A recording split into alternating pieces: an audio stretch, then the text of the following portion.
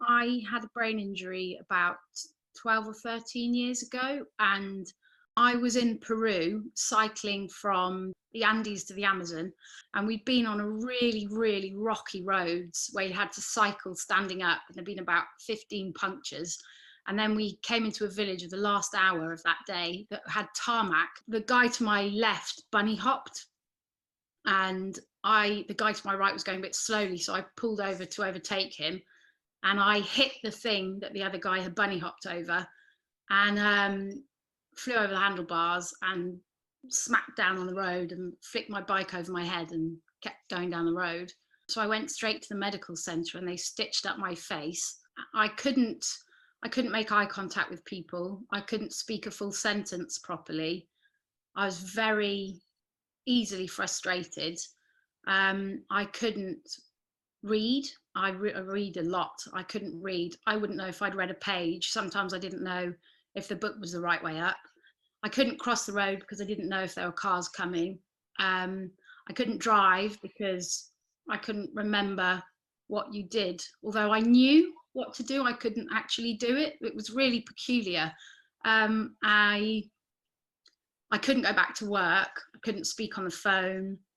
Yeah, it was normal, easy, simple things were really hard, and it was very frustrating because I knew that I could do all of these things. I just didn't know how. I struggled to get anybody to hear what I had to say because it happened abroad and my face was quite a mess.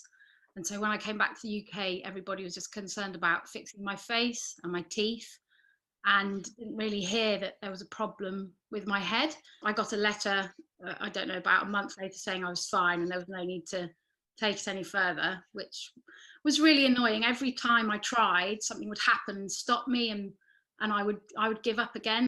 Once your face is healed and I got the new teeth and my hand was fine and things, I think it's very hard for people to understand what's going on, and people would say, oh, I feel like that, oh, I know what you mean, and it's so different, and the level of fatigue is different to feeling tired. I don't feel I got much understanding at all. It's something that as a charity we're fighting for, to get a much bigger profile around brain injury. It does affect a large amount of people, and it's not something that people know enough about until it affects them or one of their family members. And in a sense, you illustrate a perfect point, that you do get a lot of sympathy and a lot of people worrying about you when that you have the physical symptoms and when people can see there's been a problem. But as soon as that heals, that sort of sympathy and that awareness does eventually go, and people start thinking you're better again,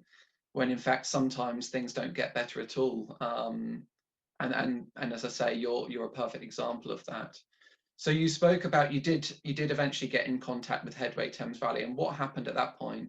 It felt like a lifeline. Oh, I'm gonna cry, sorry. It's okay, take your time. It was just nice to be understood and have somebody actually hear what I had to say.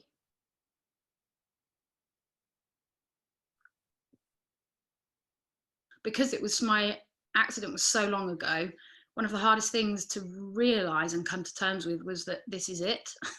I don't get better. I don't get me back. I just have to work on what I have now. That was really important because I felt like I've been fighting all these years to be heard and be listened to, so that I can get back to how I was before.